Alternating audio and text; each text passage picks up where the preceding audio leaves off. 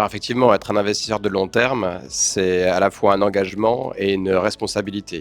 Et notre vision pour le projet SEA dans les décennies qui viennent, c'est de continuer à accompagner une demande croissante de mobilité décarbonée et donc plus de voyageurs, plus de trains. Et ça va être notre mission pour les années qui viennent, tout en garantissant une opération sûre, performante dans la durée. Et donc surtout sur les quelques prochaines années qui vont arriver, notre plus gros défi, ça va être d'accompagner de nouveaux opérateurs qui vont pouvoir opérer sur la ligne.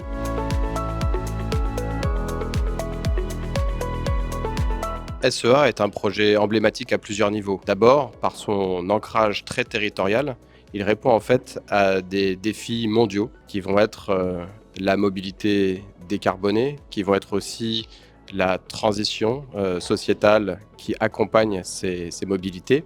C'est aussi un défi technique de pouvoir transporter autant de voyageurs de façon sûre. Et c'est aussi un modèle de financement intergénérationnel puisque les usagers futurs vont contribuer à rembourser l'investissement des générations précédentes. Donc pour tout ça, SEA est un projet emblématique de ce que l'on aime faire chez Meridiam.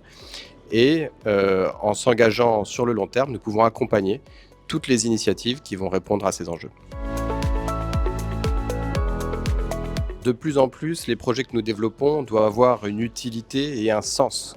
Et ce sens se trouve souvent ancré dans les territoires, particulièrement en Nouvelle-Aquitaine, qui est une région très dynamique, pas seulement au niveau de la démographie, mais aussi dans les domaines agricoles, industriels. Les enjeux auxquels répondent ces projets vont avoir un impact sur, encore une fois, les mobilités décarbonées, la résilience urbaine. Et donc, nous trouvons que cette région est très importante pour développer ces projets-là.